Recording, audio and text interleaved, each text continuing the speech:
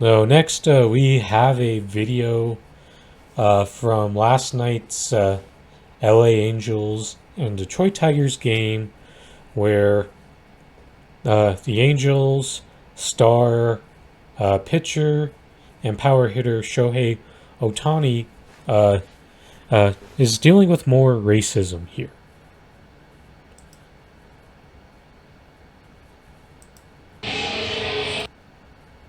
Well, folks, now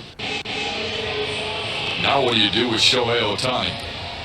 be very, very careful. Well, folks, Shohei Ohtani is coming to the plate, and it's been brought to my attention, and I sincerely apologize if I offended anybody, especially anybody in the Asian community, for what I said about pitching and being careful to Shohei Ohtani. I did not intend for any offensive thing, and I apologize if I did. Certainly respect and have the utmost respect for this guy, and don't blame a pitcher for walking. Man, that was such uh, a poor apology, if you ask me. This guy, Jack Morse, the analyst of the Detroit Tigers TV broadcast.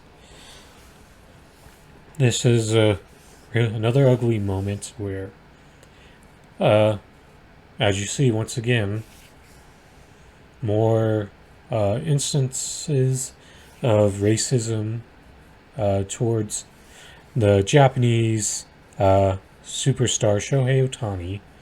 And this is another example of how white people in this country, they may know how to be, not to be overtly racist against black people, but that same idea is something they're far more ignorant when it comes to Asian people. Like the idea of him going to that extremely poor Asian accent. That's just completely trash. And we shouldn't accept that. Just like, even though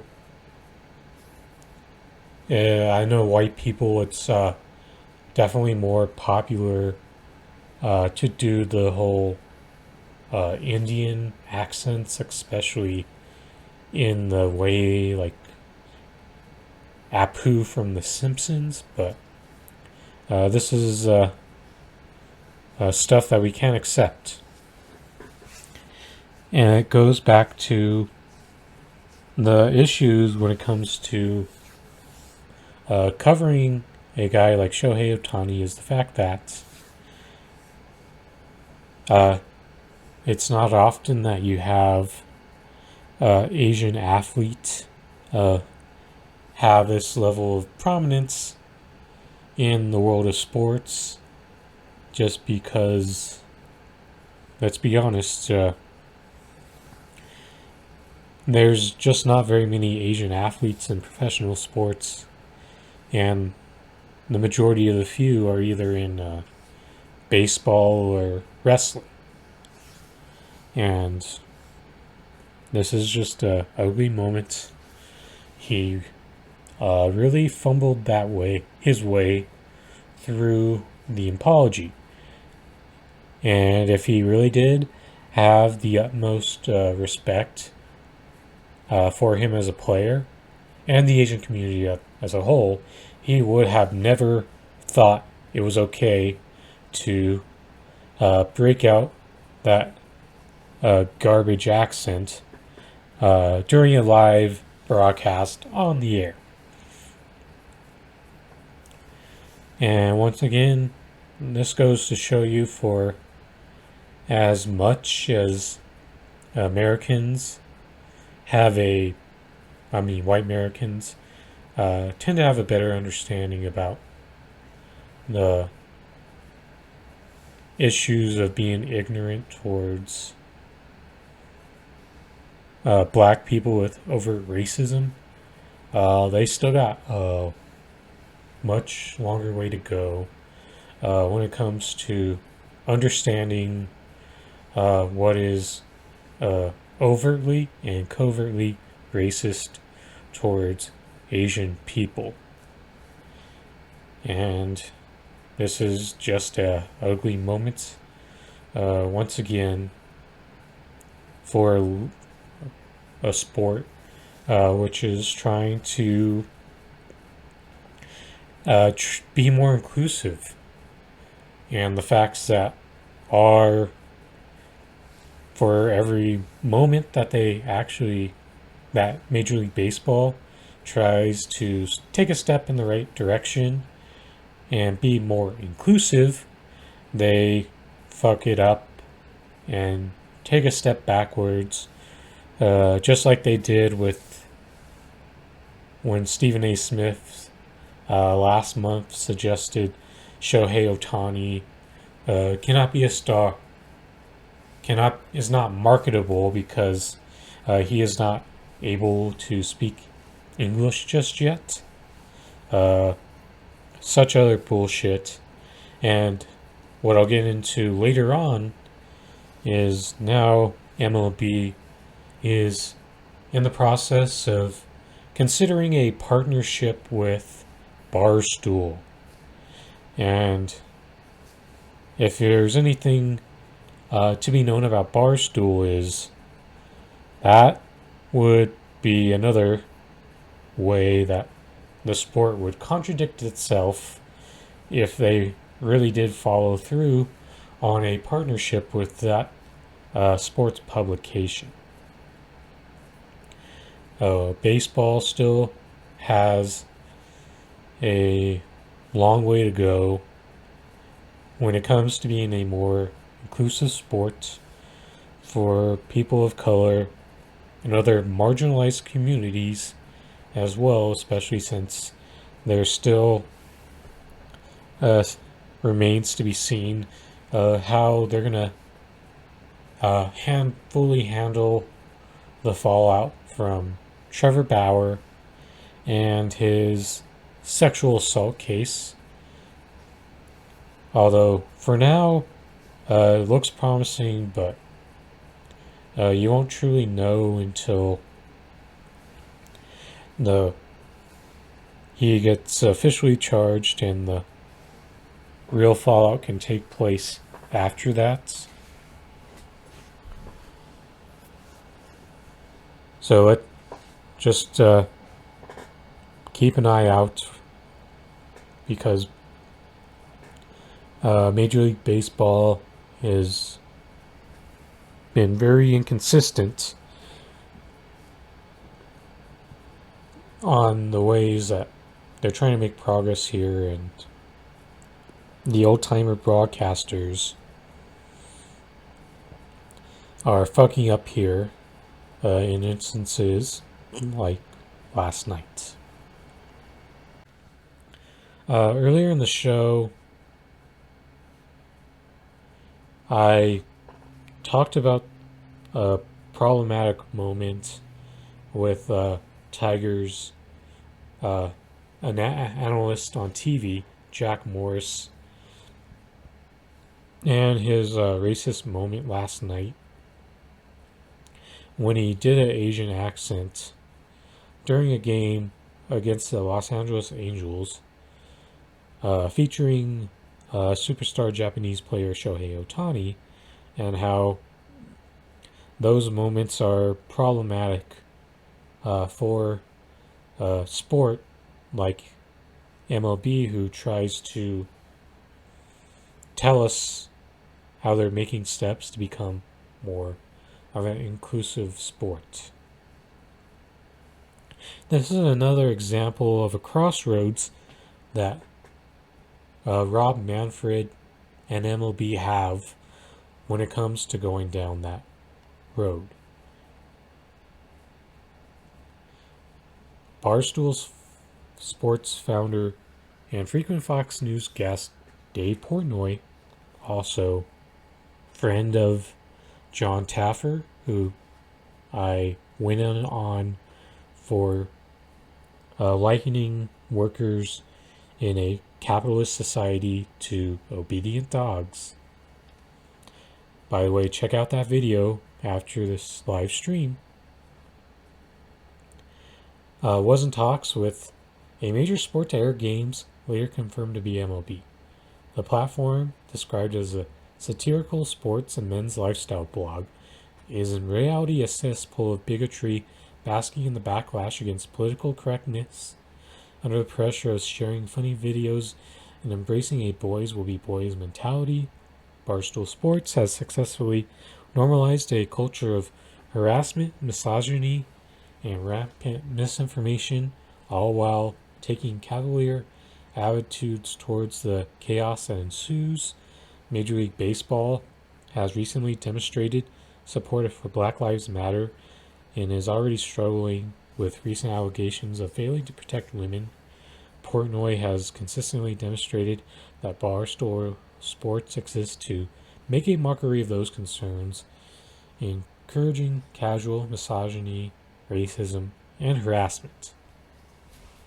Before I go through some of those instances listed in this article, I'm going to compare Barstool Sports to some of these other reactionary right-wing personalities like Ben Shapiro, Charlie Kirk, Tim Pool,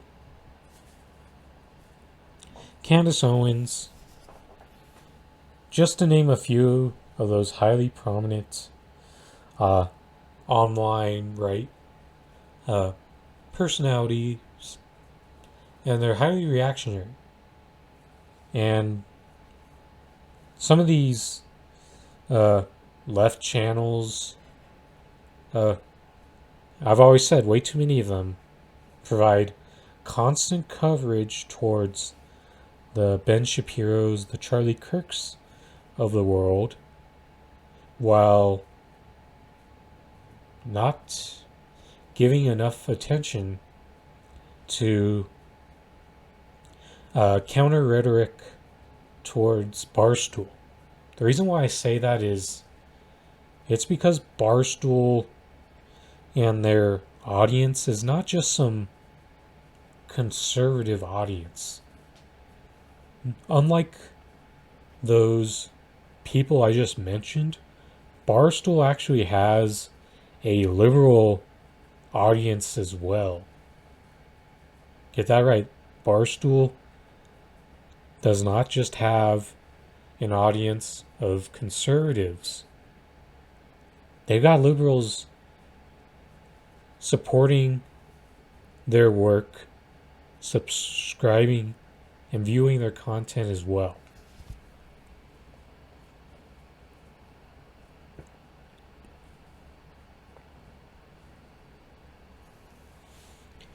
In 2011, according to Dennis Spin, Barstool Sports ran a story about the size of Tom Brady's young son's genitals with a headline, "Check out the howitzer on Brady's kid."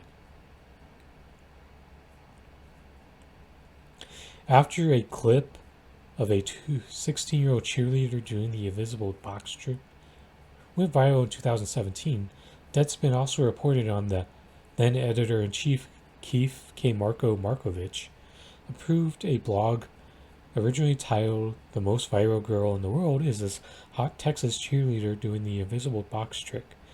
The girl's mother later confirmed that she had to defend her daughter from obnoxious comments. Blogger Adam Smitty Smith complained that Portnoy posted a video of Twitter of Smith naked in the shower. Portnoy later tweeted that he deleted the video because Smith cried like a baby about his dick being on the internet. Barstool Sports XM radio show Dialed In with Dallas Braden hosted Dallas Braden and co-host Patrick Connor and Brody Stevens sexualized 17-year-old Olympic snowboarder Chloe Kim after a guest host noted the likeness of her name to Kim Kardashian. Braden joked about the very different broads that each woman were writing to achieve fame. Connor then referenced Matthew McConaughey's Dazed and Confused character, saying, "Her 18th birthday is April 23rd, and the countdown is on, baby, 'cause I got my Wooderson going. That's what I like about them high school girls," Connor continued. "She's fine as hell. If she was 18, you wouldn't be ashamed to say that she's a little hot piece of ass." Blogger Jerry Thornton praised People magazine for featuring a woman convicted of having a sexual relationship with her 14-year-old student, grading the newest sex scandal teacher blogs which rate women accused of molesting children.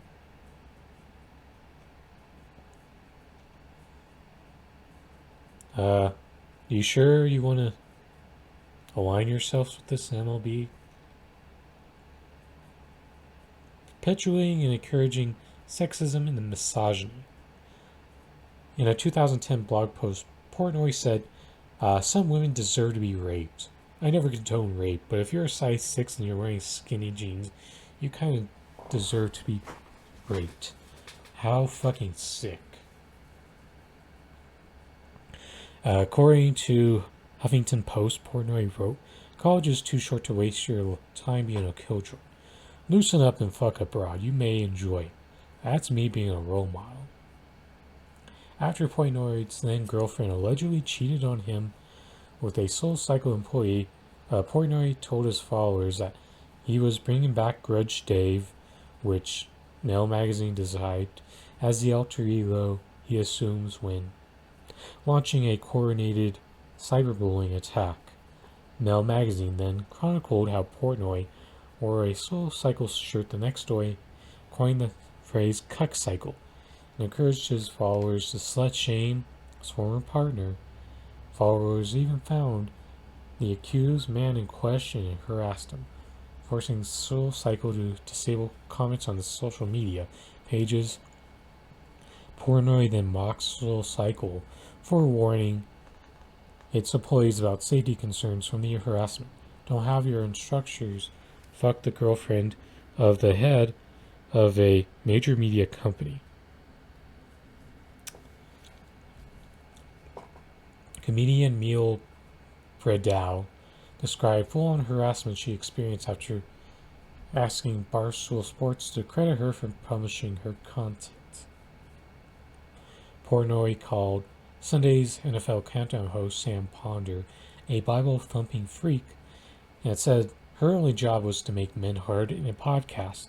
Dan Big Cat Katz complained that every second Ponder can tell you she has a kid and that she's a hardworking mother, she will tell you that she has a kid and she's a hardworking mother. Portnoy responded by calling Ponder a fucking slut who should sex it up and be slutty instead of talking about her role as a mother.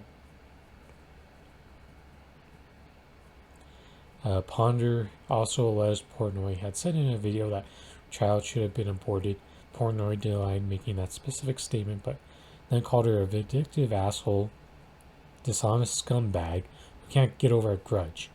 In a video the next day, Portnoy congratulated himself for calling Ponder only an asshole and not a vindictive bitch. Oh, man. There's so many more. But let's just focus on this one. Portnoy taunted AOC, saying that he imagines she would want to coddle one of his employees whom he had labeled a pussy. Deadspin also reported Portnoy defended convicted rapist Harvey Weinstein. "This is my company. I gotta get laid. Fucking get laid. If she's willing to make that trade, it's not publicly. Who do I owe?"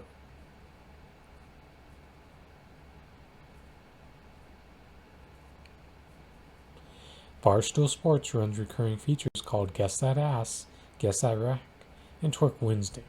The site also posts a local smoke show of the day. Does that sound any different than when Anna Kasparian did the Guess That Camel Toe type of segments? Because, let's be real, this shit's trash. Really fucking trash. Just like in the way that Cenk Uygur and Anna Kasparian are trash in the political realm, this outlet is major trash in the sports community while having trash takes in politics, society as well.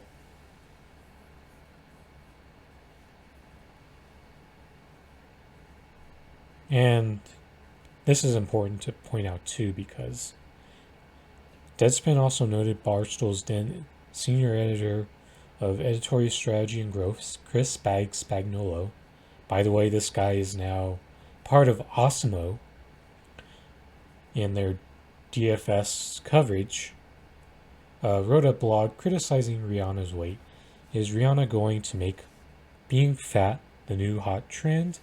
On the topic of women gaining weight, he wrote, "It's a dangerous precedent, and you may want to start adjusting your porn browsing to primarily BBW porn to condition yourself to this dystopian future we now face." That's such bullshit as well. And a point that I know that doesn't really get mentioned very often, but I think being if you're part of the left and you're not respectful to the body positive aspect of it, such as with BBWs, then that's going to be bad. And we can't accept the left who isn't respectful of other bodies. And body shaming is another thing that we should not accept in our left-wing movement. I know that we really don't talk much about body positivity when it comes to it being a discussion on the left and why it's important to make sure that is a prominent point, because I think there's a certain aspect of body positivity that has been co-opted by liberals, and we need some leftist to get involved in that aspect, and I think that would be something worth covering in a future show, in a future interview. It's just a matter of finding the right voice for it, because I'm sure that there are plenty of leftist sex workers who could probably be a good guest for it. That's something to be figured out somewhere down the line, because I would be content that I would be interested in having some interviews about, or finding some interviews about as well, that I think that need some more coverage on the indie left. Barstool published a since then deleted title slut. Reporter drinks Cam Newton's jizz.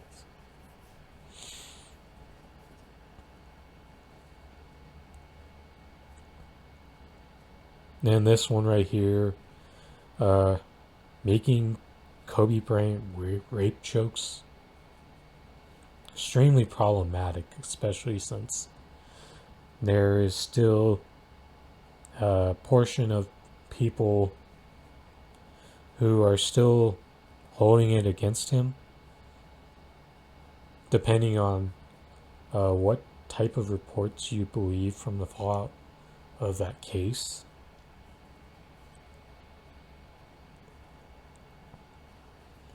So, yes, this shit is numerous. And they have a dirt sheet of misogyny that matches up with TYT.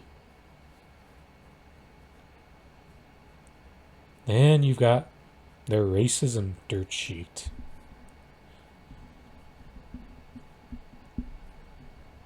This one comparing Al Jazeera to Al Qaeda.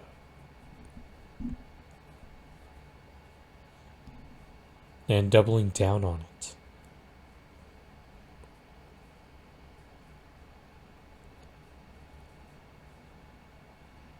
And this anti-Semitist post from, if I was Jewish, I would kill myself. Well, I love Barstool. I point blank said I don't like Jews in my Christmas movie blog, and the thing that has people angry is not liking Christmas Vacation. Clancy also joked that Jewish people is That's an example of real anti-Semitism right there. Not being in favor of Palestine. Advocating for Palestinians to have rights and safety is not Semitism. This right here, that's real Semitism. Anti-Semitism.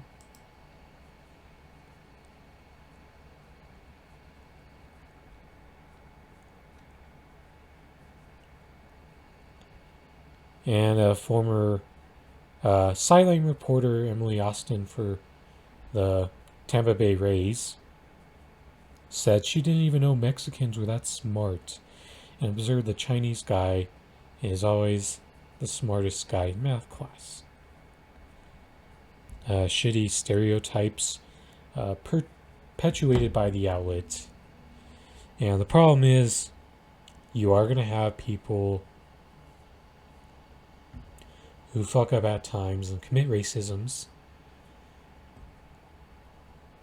But what you see about Barstool is they enable it, they embroider it, and they endorse it.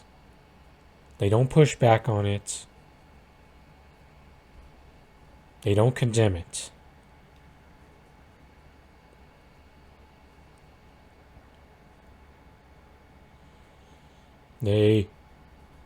Portnoy and his co-host defended the Trump response where he made fun of the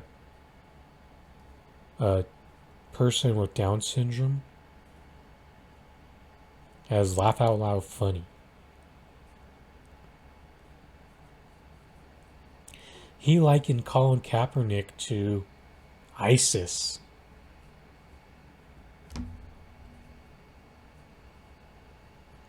How insane is that? Portnoy using the N-word to sing along to Ja Rule's Living It Up.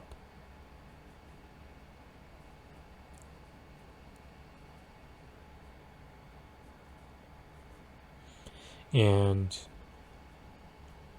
a Barstool broadcast host, Kurt Minihane, saying that anyone with a brain would have doubts about NASCAR driver Bubba Wallace claiming to find a noose in his garage.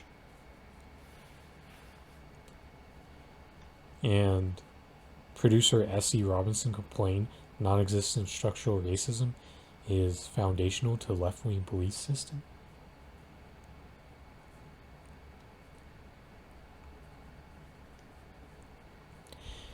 And instead of reforming your racism, Dave Portnoy decided to double down when a black person called him out for using the N-word of his employee.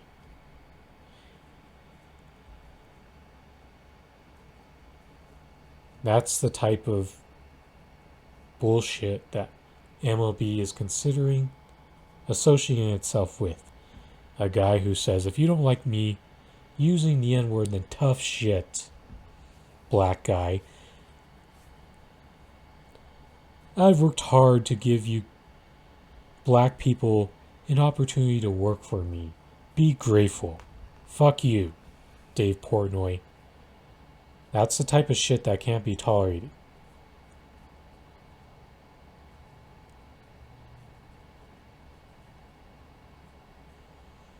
Then look at this dirt sheet of homophobic, anti-LGBTQ list. And then actively sharing messages against COVID. They encourage violence and harassment.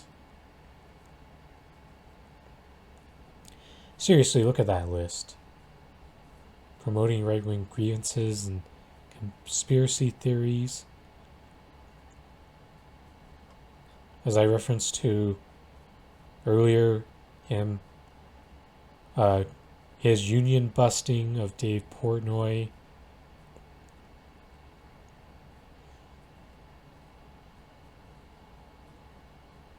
And him validating QAnon, calling it a White House insider, and mocking cancel culture, saying that such action only makes us stronger, and that past aggressions as jokes have missed the mark. So this was a great dirt sheet of instances of why Major League Baseball should have nothing to do with this publication. Because you're sending the message, Black lives don't matter. You're sending the message, it's okay to be racist. You're saying misogyny is acceptable. You're saying that being homophobic, xenophobic is acceptable as well. And if MLB allows themselves to partner with it, it will be contradicting any type of progress that they have been building up since last year when they started improving during the George Floyd protest.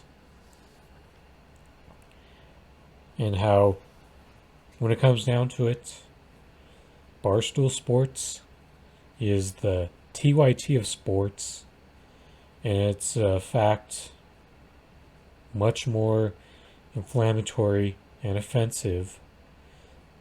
And if you really want to send a message that you want to take, that you care about marginalized communities, MLB will walk away from this. However, if you're going to use this as an opportunity to placate to white people, I don't give a fuck about being sensitive to any type of marginalized community in this United States, then you're gonna placate to them and flip the bird to everyone else.